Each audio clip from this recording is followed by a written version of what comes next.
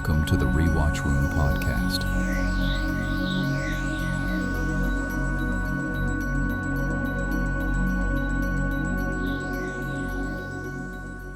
Welcome back to the Rewatch Room podcast, where we rewatch or watch for the first time your favorite classic films and review them. I am Callan, along with my co-host here, Christian Allison. How we doing today, Christian? I'm doing well. Thank you, bro. Cool deal. Watching some World Cup. Of course, man. Got to support the U.S., got to support the boys. Lost to Turkey. We play Bosnia this coming Wednesday for the knockout round, so let's see if we can move on. Nice, yeah. This week, we decided to watch The Big Short. This movie is about the 2008 housing market crash. This movie is directed by Adam McKay, starring Christian Bale, Steve Carell, and Ryan Gosling, based on a true story. Yo, don't forget about Brad Pitt. What did you what are your overall thoughts on the film? What was your reasoning for choosing the film? I had just heard that the movie was just a great film in general, kind of like when people talk about the 2010s, kind of their favorite films and those kind of stereotypical lists. People always talk about The Big Short, so I thought it was a relevant film to watch for the time. The Big Short did come out in 2015, so it's a little bit, I wouldn't say dated, but yeah, it's definitely it's about a decade old. Not a classic this time, but yeah, definitely a well-known movie. It's critically acclaimed for sure. Kind of hard not to be with the star-studded cast. Let's get into that and talk about some of the characters portrayed by some of these actors. So we have Christian Bale as Michael Burry. He's kind of the catalyst of this whole movie. Dr. Michael Burry. Dr. Michael Burry, MD, yes, of course. How could I forget? Steve Carell as Mark Baum. Ryan Gosling as Jared Vanette, the investment banker. Then we have a couple other minor roles as well. Like you said, Brad Pitt, Casey Groves, Charlie Talbert. Yeah, there's a lot of people in this movie. So the actor from Schmidt from New Girl was in it too, with a little cameo. My gosh, so that was kind of funny. Yeah, that was great, and that actor is just made to play those types of characters. He is. He honestly sold the corporate douchebag so well. Yeah, he did. All right, Christian, let's go ahead and talk about a little bit about the plot of the movie. The Big Short tells, it is based on a true story.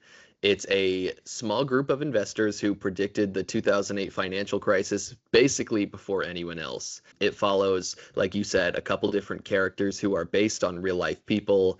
Michael Burry, Steve Eisman, Ben Hockett. Those are the real life names of these folks who discovered that the banks have been giving out a huge number of risky home loans. As Margot Robbie, her little cameo in the movie, these loans were called subprime mortgages, which just basically mean they're shit mortgages. So basically, these huge banks were giving out loans to basically people who couldn't afford them and who had really terrible credit scores.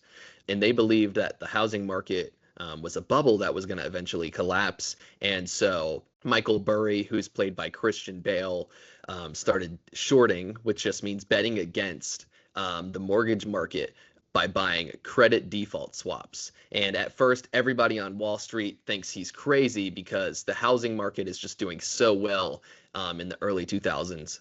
Housing prices were on the rise, mortgage loan officers were making money, real estate agents were making money, Wall Street was making money, so nobody could have predicted this. And then eventually, kind of towards the middle to end of the movie, homeowners, and unfortunately, like I said, this was based on real life events, so this is not just in the movie, this was a major financial collapse, as I'm sure if you were born, before 2010, you probably know about this. Homeowners began they weren't able to pay their mortgages, so the housing market crashes. Some major banks fail, and the global economy falls into a huge recession. And the investors, who were played by Steve Carell, Ryan Gosling, Christian Bale, who bet against the housing market, they made an enormous amount of money. But like we said, the film kind of ends on a sad note. Millions of people lost their homes, their jobs. The U.S. government actually ended up bailing out these banks, and barely anybody faced any consequences. Literally one person went to jail. What did you think about the characters and how they kind of portrayed these guys? Being one who isn't very educated on the subject of the housing crisis in 2008. I was only 9 years old at the time, so I mean, I had no idea what was really going on. I was just a little kid, I but do remember this happening though, like as a little kid. I was 8, people being stressed, like a bunch of adults being stressed about their jobs and stuff like that. for sure. But as far as the character portrayals go, I thought all the actors did a pretty phenomenal job. Christian Bale, he did a really good job playing kind of like the isolated investment banker. I guess I did watch a couple of YouTube videos after the fact to try to better understand each character and just the little details of the movie because it was a lot of information thrown at you at once. They did have all these kind of breaking the third wall moments where they tried to dumb it down for the viewer and use different analogies to explain certain aspects. But yeah, Christian Bale's character, he I guess runs an investment company, and he had already made. He at this point when the He movie was starts, managing like his $600 million yeah at the his beginning. character is already kind of filthy rich. Didn't really understand like what kind of his motive was behind digging into researching whether or not the housing market was going to crash or not. Was he supposed to be Um, like neurodivergent, like autistic or something? That's kind of the vibe that I got. I don't know. Maybe I think he was just kind of like out, like kind of like an outcast, like a social outcast. They kind of mentioned that in the film a little bit. He says he met his wife on Match.com. He has $150,000 in student loans. He is awkward in social situations. That's kind of his character. But it seemed like each one of these characters all kind of had not necessarily a personal vendetta against big banks, but they really despised kind of their predatory tendencies against the general public. Yeah, I think especially Mark Baum, his character portrayed by Steve Carell. I Yeah, think him he specifically. was for me, he was kind of like the protagonist of the film. He's standing up for the little guy in a way, but also they also mentioned like towards the end they're no different than the big banks by just profiting off of any opportunity that they can get their hands on. I think though he had like kind of like a personal stake in it as well. I don't know if this part was based on the true story or not, but in the movie they did say that his brother had kind of like killed himself, and I'm assuming his brother also worked in the banking industry. So I think like Steve Carell's main motivation was like my brother killed myself doing this job. Like Oh, I see. I didn't even pick up on that at all. like I want to like screw over these banks because like they stressed my brother out so bad that he killed himself. They touched on that a little bit. It kind of fleshed out his character some because it seemed like before his brother took his own life, he was very immersed in just the banking industry and didn't realize the effect that it had on a lot of people and how they were just screwing over people by giving out these adjustable loan rates and these subprime mortgages that event like ultimately will led to the housing crisis. I think that what did they say at the end? They gave the statistics out for how many people actually lost their jobs and lost their houses. I think it was 6 million people lost their houses. Yeah, I feel like the movie was kind of depressing, I'm not gonna lie. Like after I watched it, like, usually I want to watch a movie for enjoyment or for laughter or for suspense or anything like that. But honestly, this movie kind of just made me mad. I'm not gonna lie. It was just sobering. Yeah, it was also very like a kind of a strange mix of genres because being based off of true story, they also tried to mix in like some comedy and dry humor, a little bit of satire. But if you look at the genre of the movie, at least on Google, it says it's like a thriller comedy drama, which is just it's very strange. But what did you think of just the overall tone of the movie that they were trying to portray?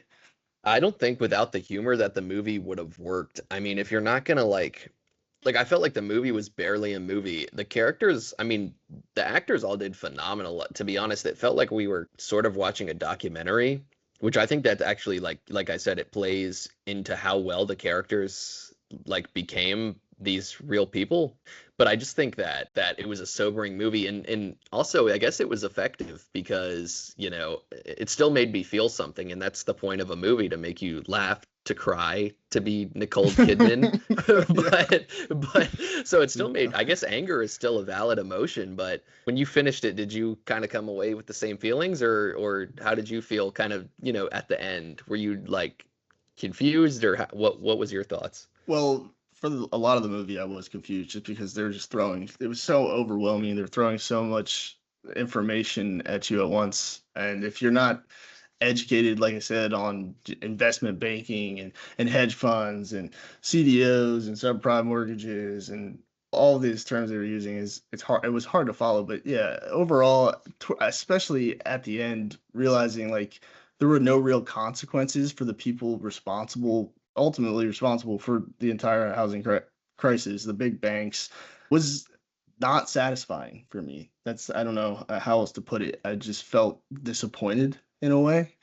Obviously, you said you were angered by it. I don't know if I was angered by it because, like I said, I was 9 years old at the time, so I wasn't really affected personally, and I don't know, people in my life haven't really talked to me about it, if or I don't know anybody personally that was affected that maybe lost their home or their job, so I can't really say like, oh, this really angered me. But to put into perspective, at the end where it showed the statistics of people losing, how many people lost their jobs and homes, yeah, pretty infuriating.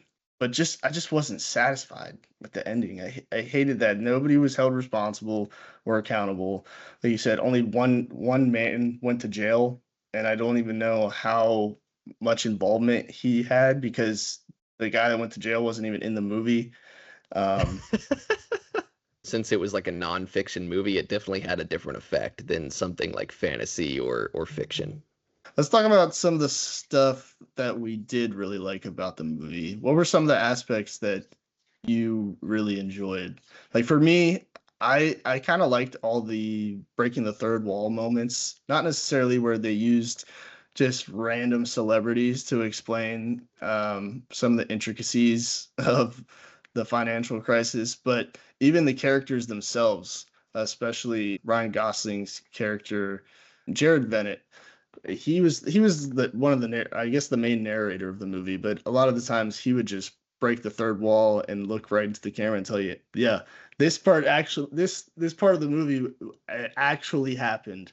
Like when they were at the one of the conferences and Steve Carell's character Mark Baum raised his hand where they were trying to be a little discreet at this conference to try to just gather information, not necessarily give away that their position on shorting the housing market. And he's like, yeah, this guy really raised his hand like 3 times and asked these absurd questions to this huge. I guess he's like a CEO of a bank. Yeah, I definitely think that the scenes that had those kind of like comical moments, especially with Ryan Gosling's character, made the movie. I don't think that it would have been worth making without the moments like that, because if you didn't kind of have the comedy and the parts that kind of like they had a Margot Robbie cameo, an Anthony Bourdain cameo, a Selena Gomez cameo, kind of to that, you know, they broke the fourth wall type of thing to explain some of the stuff that was going on in the movie, because I was extremely confused as well.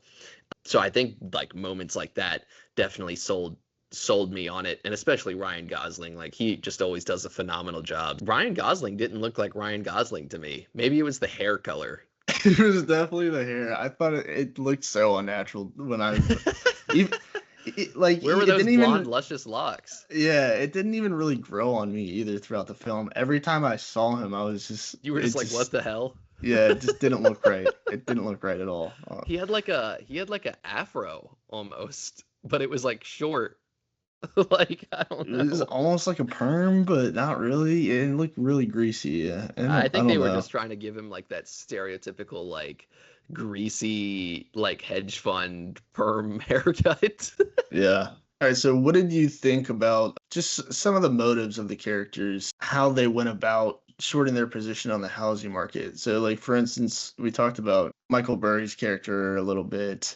He was the one who ultimately discovered that the housing market was going to crash, and that information got out to Mark Baum's character, who's a manager for a hedge fund. What did you think about his decision to go ahead and short the market as well? I thought it was kind of interesting how they said that they caught the news by like an accidental phone call. Yeah, I thought that was funny. yeah, So that like was they wouldn't interesting. have even known about it unless, I guess thankfully for them they got the phone call. Yeah.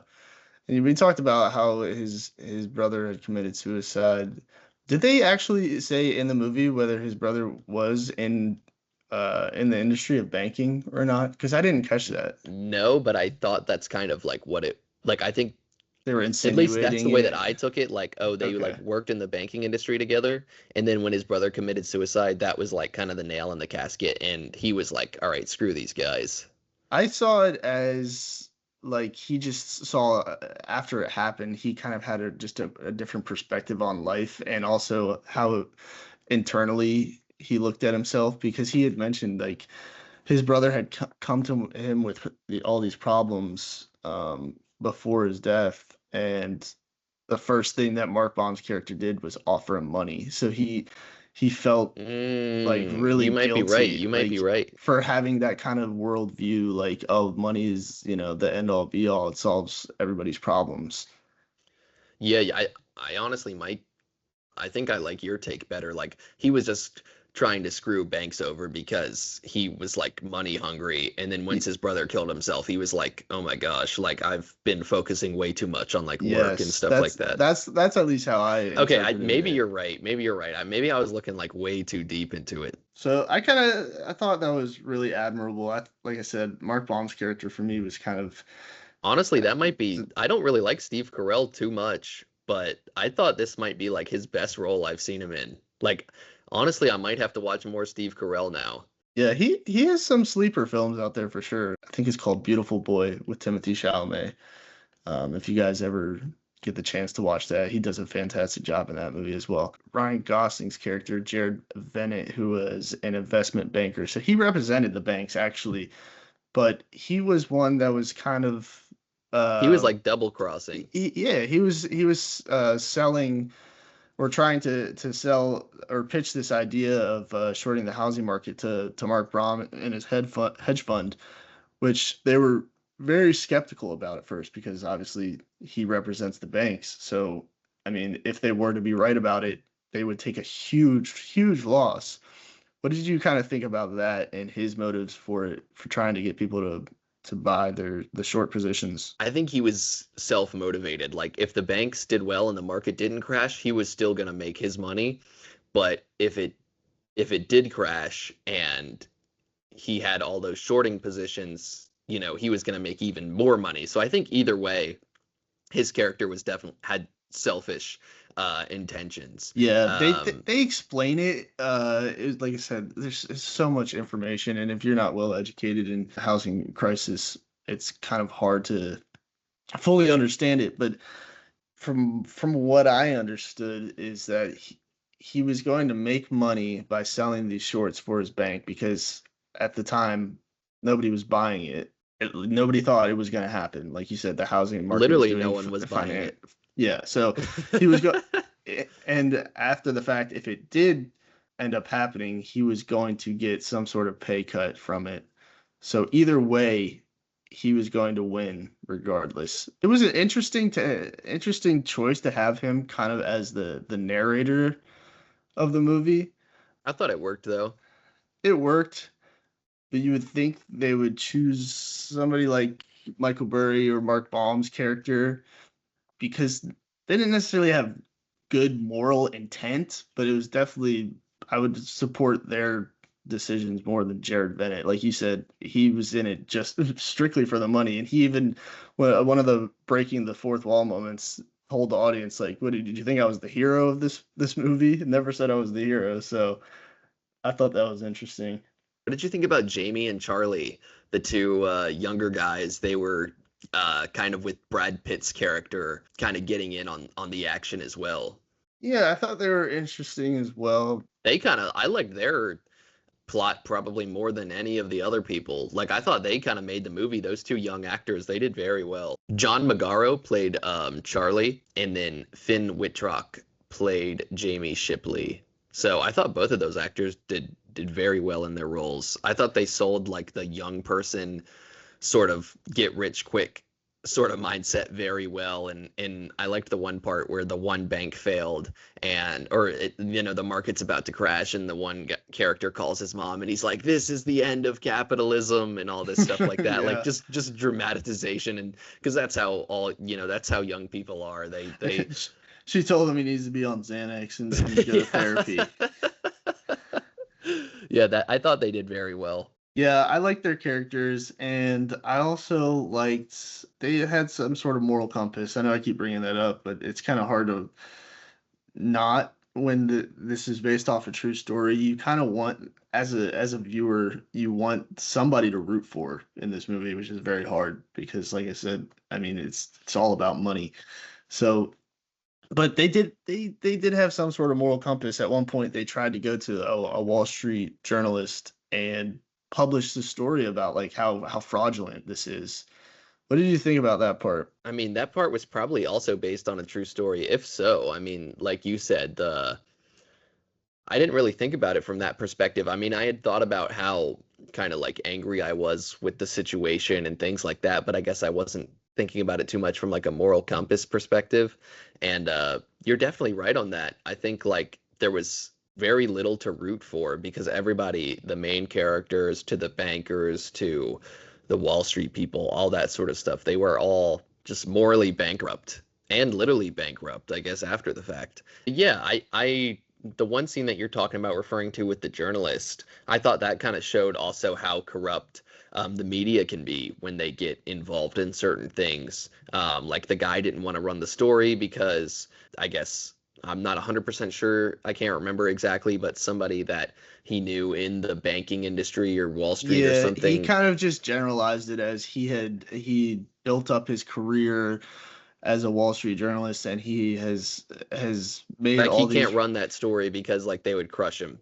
Yes, he's made all these relationships with big banks and hedge funds and all these people on Wall Street. And if he were to publish a story, they basically like cut ties with him in a sense, or he would be basically just plummet his career into the ground because nobody. I guess I don't know if maybe they received funding from these people maybe, but yeah, I thought that was interesting. Like you said, it all ties in together. The media is corrupt as well, the big banks, the government.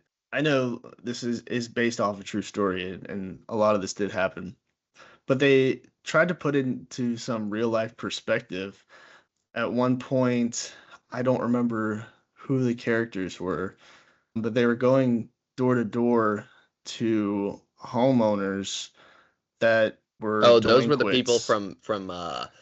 from Bomb's firm. They Oh, like they went were down to from Bombs. they went Okay. down to Florida to like see, because at first they didn't actually believe, like we've been saying, and like in how it happened in real life, like nobody believed the housing market would crash because of technically how well it was doing. So they went to like Florida to kind of like be like, okay, how is it really doing? Like let's see this neighborhood.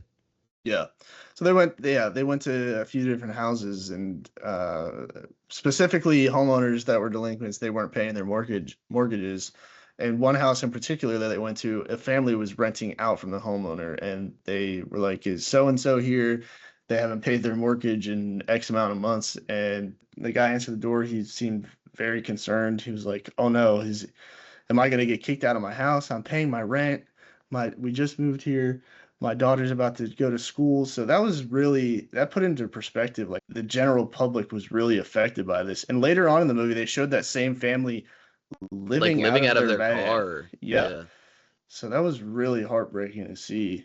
I mean, yeah, I think they definitely like the director did a good job of displaying not only how it affected the financial world, but just real people. I mean, even with that, just one family with that drastic dichotomy of them living in, a big home in Florida and then living in their van. It's like, man, like this was bad. Yeah, it was awful to see.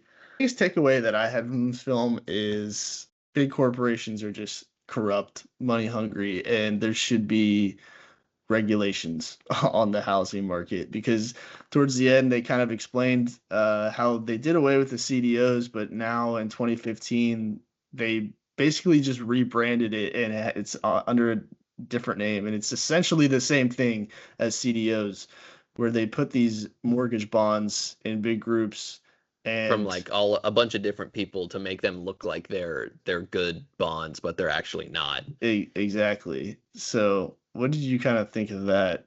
Like That's I said the before, this is it. The ending was just not satisfying to me because it just seems like the big banks in the end had no consequences, and they're still doing the same things today. Yeah, I mean, that's the depressing part that I was talking about, where you don't get a very happy ending. But I guess unfortunately, that's just real life. Yeah, For most people, unfortunately, don't get a happy ending. So I think that was also a big point of the movie, that you just have to do the best you can with what you have at the yeah. end of the day. I guess going into the movie, I kind of thought it would be, following these three main guys, Michael Burry, Mark Brahm, like you said, the two characters, I can't remember their name, the two young guys.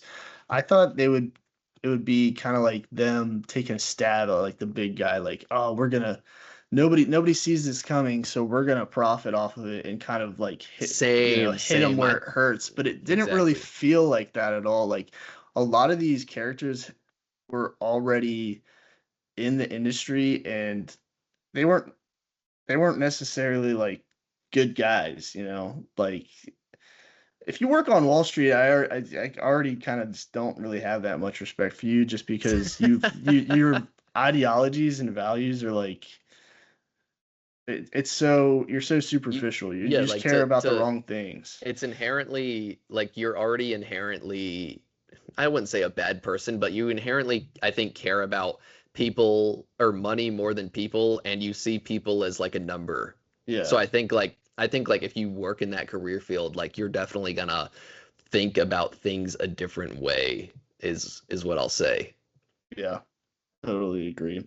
Callan, what was your official Letterboxd review out of 5? And also, don't forget to follow us on Letterboxd. Callan's is at Critic Callan. That's Callan, and mine is at Christian Aliso. ChristianAlliso. Yeah, follows on Letterbox. I gave this movie a 3 out of 5 stars. Like I said, I thought the performances were great, beautifully shot. I liked some of the humorous moments of the breaking the fourth wall, using some of the analogies to kind of dumb down some of the explanations they were giving us. But overall, I thought it just lacked a little bit of structure, and it just like you said, it wasn't really a feel good movie. I know it wasn't supposed to be, but I didn't really feel strongly about anything in particular. It was just kind of very informational to me, which isn't necessarily a bad thing. But yeah, that's my overall thoughts. What did you give the movie? I gave it a 4 out of 5. I did think the character performances were super strong. I think the fact that I almost viewed it as a documentary is a really good thing. The characters were super believable, especially Christian Bale. I thought he did a fantastic job. I mean, it's Christian Bale, but I don't know, every character he does, it's just an immediate sell. I don't Yeah, think he's I ever love had I Christian don't think Bale. he's ever had a bad role, to be honest. Thought the cinematography was pretty good. The humorous moments with the cuts to the different people, the real life people like Margot Robbie, Anthony Bourdain, Selena Gomez, etc. Those were super funny. I thought Ryan Gosling's narration was funny. So I did give it a 4 out of 5. And like I said earlier, I think just because it left me with some anger isn't necessarily a bad thing. I think that's still obviously a human emotion that we all feel from time to time. So I think the movie was still effective in the way of it wasn't supposed to leave you with joy. It was a realist or Yeah, a nihilist movie. So, but yeah, yeah. I think that pretty much sums it up. Follow us on Letterboxd again at Critic Callan, at Christian Aliso, Alliso, Callan, Callan, and we'll see you guys next time.